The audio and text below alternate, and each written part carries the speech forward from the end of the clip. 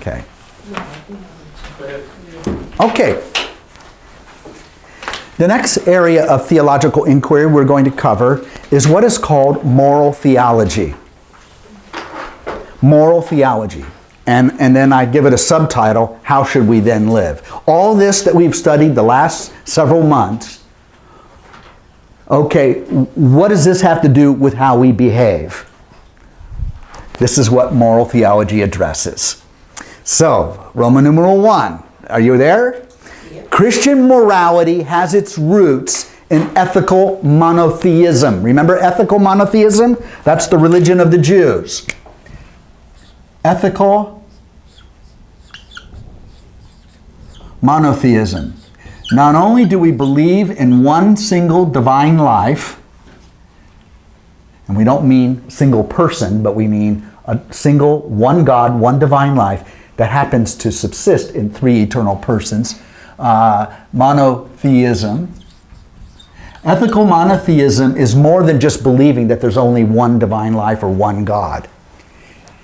Judaism is ethical monotheism. There is only one God, and this one God happens to be terribly interested in, for some reason, in how you behave. Ethical monotheism. So Christian morality has its roots in ethical monotheism, the religion of Judaism. Ethical monotheism emerged out of the religious experience of the ancient Hebrews. Hebrews, you remember them. Number 1, among the Hebrews, it was believed that their ancient ancestor, Abraham, had entered into an exclusive relationship with his God. The word is relationship, and Abraham's God was El Shaddai. You remember this. The relationship between Abraham and El Shaddai was formalized through a social custom of that time and culture called a covenant. We talked about that today. A covenant. B, the social covenant between Abraham and El Shaddai was binding between both parties. It was also binding between El Shaddai and the descendants of Abraham, his heirs. C, the Abrahamic covenant consisted of mutually binding obligations, promises, and conditions. Obligations, promises, and conditions. It's a contractual relationship we have with God, or that Abraham had with God. These are called the terms of the covenant. So there were things God was going to do. God was going to behave in a certain way towards Abraham and his descendants, but there were certain ways that Abraham was going to behave and his descendants. There are terms which include obligations, promises, and conditions. D, the social covenant between Abraham and his God, El Shaddai, implied not only a belief in a supernatural being, but also in a belief that a God had an interest and concern in the moral behavior. The word is behavior of a human being. God is interested and cares an awful lot about how you behave and the moral choices you make. It's not like it doesn't matter. D, the social, I already said that. Number 2, through the dramatic events of the Exodus, that's the story of Moses and the children of Israel and the giving of the commandments. The word is Exodus. The nation of Israel was formed at Sinai. Following the pattern of their ancestor Abraham, the people of Israel entered into a covenant relationship with the God who saved them from slavery in Egypt. And that God's name was Yahweh. So El Shaddai is also Yahweh, because Yahweh says, I am the God of Abraham. So, bless you. Bless you. May the God of Abraham bless you. El Shaddai be with you. Okay, so following the pattern of their ancestor Abraham, the people of Israel entered into a covenant relationship with the God who saved them from slavery in Egypt, Yahweh. Now, B, the Mosaic covenant bound like being tied. bound Israel to Yahweh forever. Forever. Are the Jews going to get to go to heaven? Forever. They're going to be with God. Okay. C. The terms of the Mosaic covenant consisted of obligations imposed upon both Yahweh and the people of Israel. A total commitment between both parties. Now, for Israel, the Ten Commandments, that is the Decalogue, sums up the entire body of obligations imposed upon the people of Israel. They had to follow those commands. That was their end of the bargain. All other commands and regulations of the Mosaic covenant are an interpretation and application. Interpretation and application of the Ten Commandments. Do you want to hear that again? Interpretation and application of the Ten Commandments. And then we have the Ten Commandments. You shall have no other gods before me. The people of Israel would have an exclusive devotion to only one God, whose name was Yahweh. Number 2, you shall not make for yourselves any idols. So a prohibition against idols and idolatry, the worship of false gods. But we are modern people. We don't have any false gods anymore. Oh yeah? Whatever is your ultimate concern is your false god. So if money is what drives you, that's your god. Number 3, you shall not take the name of the Lord your God in vain. Did I miss something? No. Oh, okay. You shall not take the name of the Lord your God in vain. So there is a prohibition against making false promises or oaths in the name of God. You can't do that. There's a prohibition against using the name of God in a profane way. There is a prohibition against invoking God's name and cursing someone else.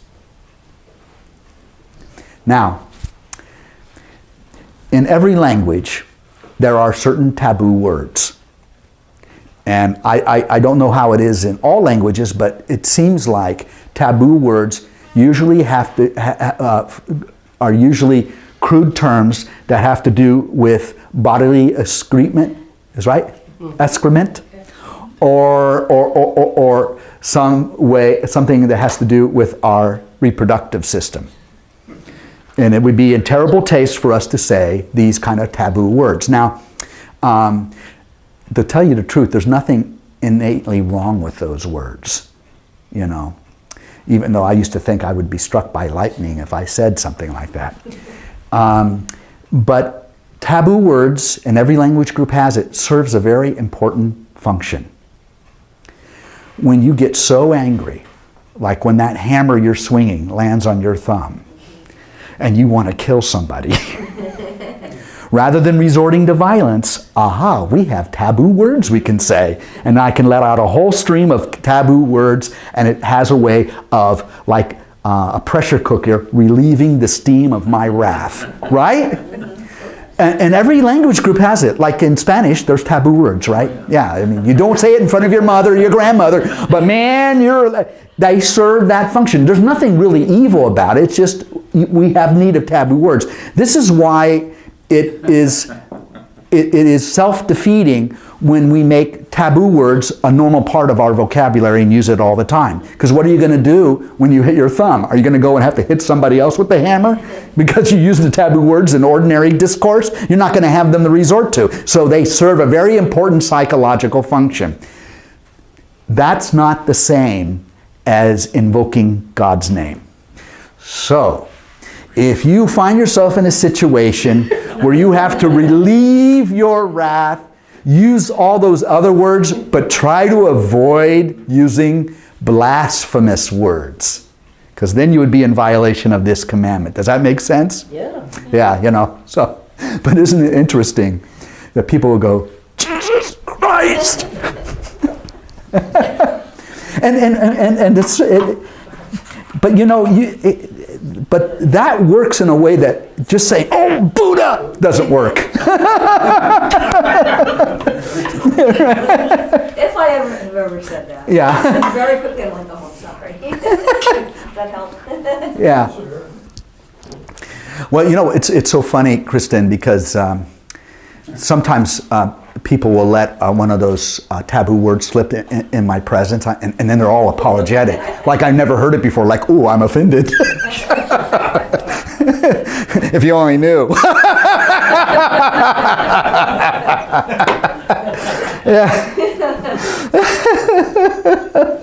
Oh, gosh. Oh, I completely lost my place. Oh, number 4, remember the Sabbath day and to keep it holy. The 7th day, 1 out of 7, is to be given totally to the Lord. No work of any kind, no worldly pursuits were to be done. A day of rest, a day of prayer. By the way, Sabbath is Saturday. It's the 7th day of the week. And by the way, this is a part of the Jewish covenant. Gentiles are not expected to keep the Sabbath. This is why we ignored them Saturday. However, we have our day called the Lord's Day. It's the Resurrection Day, which is Sunday, the first day of the week. So it was easy for the Christian church to take the rules of the Sabbath and move it over to Sunday. Remember the blue laws? You remember blue laws? Blue laws when we were growing up before 1972, when you came here, particularly in the Midwest, stores could not open on Sunday before noon. Restaurants could not open. No businesses could be open. That was a blue law because they respect the Sabbath day. Another thing that they did is that you couldn't buy alcohol on Sunday. So you had to stock up on your alcohol on Saturday. They were called blue laws. so yeah. Do they still have that in Ohio? Some places do. That Yeah. There's still some. I think you still can't serve alcohol in restaurants until after 1 o'clock on Sundays. Yeah, there you go. The blue laws. Yeah. Okay. Still there. Number 5, honor your father and your mother. As long as one is living within one's parents' household, one is obliged to obey one's parents. One is also economically responsible for one's aging parents. Respect for the elderly is implied by this commandment. Number 6, you shall not kill. Not all killing is prohibited, though, i.e. self-defense. So only unjust killing, i.e. murder, is prohibited. In fact, the word that is used, I am told, I don't know Hebrew, but in the Hebrew language, the word that is used really should be translated murder. It's unjust taking of another human life. So it's not using the general term kill, otherwise you couldn't kill anything, right? So it's referring to unjust taking of a human life, which is murder. Okay, then number 7, you shall not commit adultery. Now, adultery we understand to be anyone, whether male or female in the relationship, or nowadays, whether female or male or male or male or female. In other words, it's breaking the bond of the exclusive relationship you have with another person. You're violating that. But in the biblical times when this was given, it only applied to the man or the woman in this way. It wasn't equally applied. A man must not violate another man's marriage by sexual relations with another man's wife. Do you see that? It's like trespassing. That's how adultery was understood. So it didn't mean you couldn't go down to the brothel and visit a prostitute. In biblical times, you could do that. That wasn't breaking the 10 Commandments. It was violating another man's wife. You see? Different. Women, on the other hand, were completely unable to have sex apart from their husband, or she'll be an adulteress. Or if she's not married, she could be a prostitute, and then it wasn't immoral to be a prostitute. They were looked down upon, but it was permitted in biblical society. It wouldn't get you killed. Yeah, adultery will get you killed. Prostitute, they don't stone prostitutes. They stone married women who have sex with someone other than their husband. So a married woman could never have sex with anybody else. A married man could and still not commit adultery. See the double standard there? Sure do. Yeah. Okay. Number 8. By the way, Julie, what's that? there's a little letter here. We got it? Yeah, I'm defining this strictly as it was understood at the time. I'm not advocating that you go to the brothel tonight, guys. Okay? You shall not steal. One may not unjustly take or use another's property or possessions.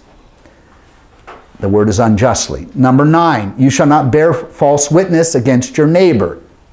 Now, people sometimes interpret this, I can never lie. And it reminds me of a story that in Corrie ten Boom's book, The Hiding Place, they were hiding Jews. And the whole family was involved. And one of Corrie's nieces said, I can never tell a lie. And Corrie was upset with her because what if the Nazis came knocking on your door? Are you hiding Jews? And the niece would say, oh yeah, we are. They're down in the basement. And Corrie ten Boom says, no, you lied to the Gestapo. Not all lying is bearing false witness. Sometimes lying is the right thing to do when it means saving a life. Now, this is useful particularly for husbands. Because I have this opportunity, because I'm a married priest. I hope that doesn't shock you. I don't know if I told you that. Did you know I'm married? You said in your first session. Oh, good. I just did one. So anyway, I have a wife. And my wife will say, how do I look? You're saving your own life. You see what I mean? So what is bearing, not bearing? Yeah. We'll let you off the Yeah, you got it? Okay. So this is what this commandment is saying. Lying with evil or malicious intent. Different.